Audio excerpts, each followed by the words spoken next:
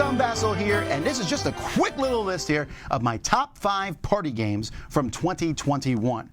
Party games are notoriously difficult to do, and the fact is, not many come out over the course of the year that are any good. Yes, you can go to your big box store and find tons of garbage ones, but there are some that just stand out above everything else. So here are 5 that I think just kind of are a cut above the rest.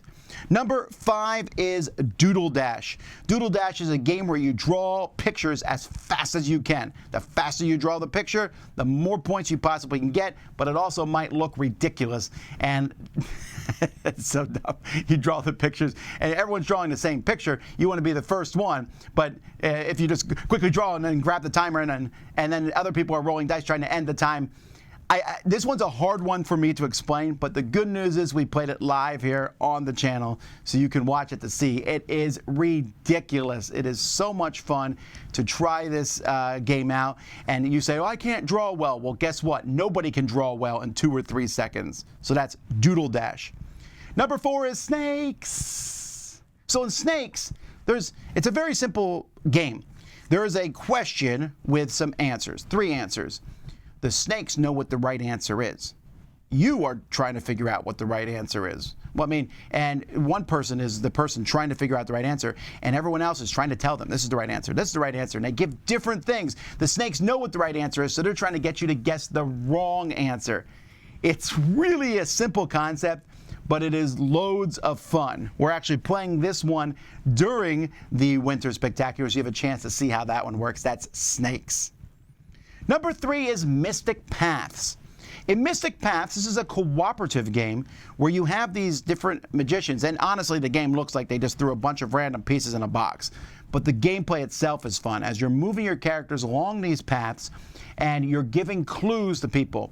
You're stuck with the clue cards that you give, and you're trying to give clues, and they say, okay, he said tasty, and the clues are Hammurabi, Snickers bar, and the pyramids. Well, obviously, it's the Snickers bar, right? But what if the clue was fat? Well, maybe Snickers bar, because Snickers makes you fat, but the pyramids kind of look fat.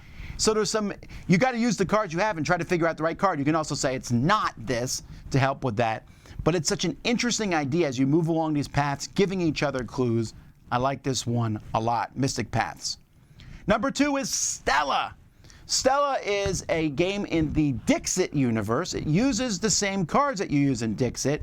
And in Stella, players are given a clue card, a word card, and you're looking at this grid of cards, and you can pick as many cards as you want that you think match that word. But you're trying to match other people. If you fail, you'll get fewer points. If you match other people, you'll get more. But if you pick too many cards, you could end up getting fewer points, being in the dark.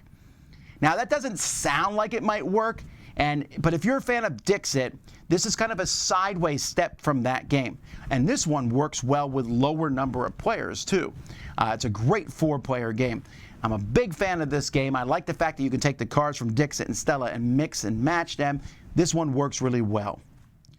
And number 1, my favorite party game that came out in 2021 is So Clover. So Clover, from the makers of Just One, is a game that's almost more of an experience than a game. Again, it's cooperative. You get 4 cards that have words on each side. These 4 cards are randomly placed in this grid. So each of this Clover board, each side of this Clover board has 2 words. You need to write a clue that somehow matches those 2 words. Pyramids, Snickers bar, I don't really know how I can put those together, but I need to write something in there.